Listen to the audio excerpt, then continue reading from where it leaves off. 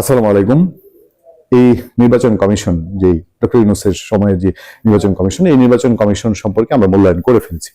আমরা এর আগেও বেশ কয়েকটি আলোচনায় বলেছি তারা বাংলাদেশের জনগণের আস্থা তৈরি করতে পারেনি, আস্থা অর্জন করতে পারেনি বলেই, এবং তারা কোনো ভাইব্রেন্ট না, এটা কেমন যেন একটা নিস্তেজ নিস্তেজ নির্বাচন কমিশন।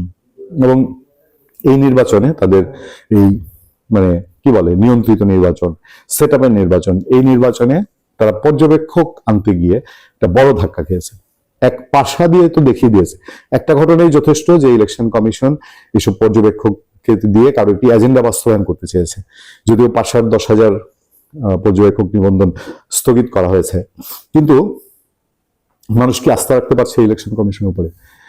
এই ইলেকশন কমিশনে আমেরিকা কোন নির্বাচন পর্যবেক্ষক পাঠায়নি, পরিষ্কার জানিয়ে দিয়েছে।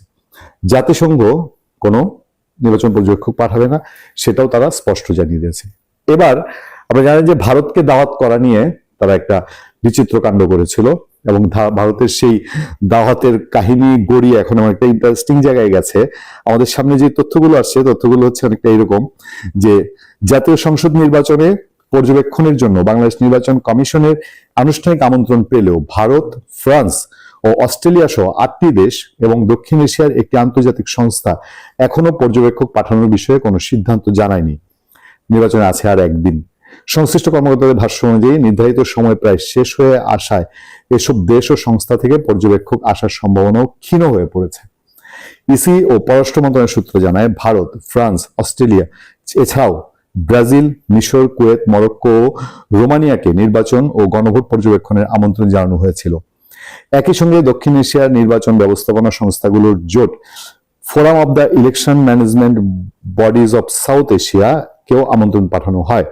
তবে এসব দেশ ও সংস্থা থেকে এখন পর্যন্ত কোনো ইতিবাচক সাড়া পাওয়া যায়নি। সরকারের দায়িত্বশীল এক কর্মকর্তা জানান, হাতে সময় আছে আর মাত্র 2 দিন। এই অবস্থায় সংশ্লিষ্ট দেশ ও সংস্থাগুলো পর্যবেক্ষক পাঠাবে এমন সম্ভাবনা খুব একটা দেখা যাচ্ছে না। মজার ব্যাপার কি জানেন, বাংলাদেশের মানুষের মধ্যেই তো একটা বিপুল জনগোষ্ঠীর আপনার এই ভোটের প্রতি আগ্রহ নাই। আর মানুষের আগ্রহ নাই তো নাই, এখন আবার আরেক অংশ উঠে পড়ে লেগেছে যে এই ভোটে যেন একটা অংশের ভোটার কম উপস্থিতি হয়।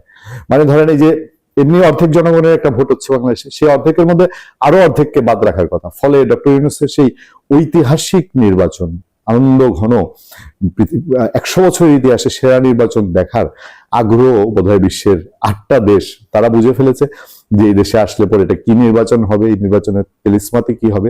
আমার ধারণা কি জানেন, যেসব পর্যবেক্ষক এসেছে এইসব পর্যবেক্ষকও অনেকে নিয়ন্ত্রিত, তারা কারো হাতের পুতুল।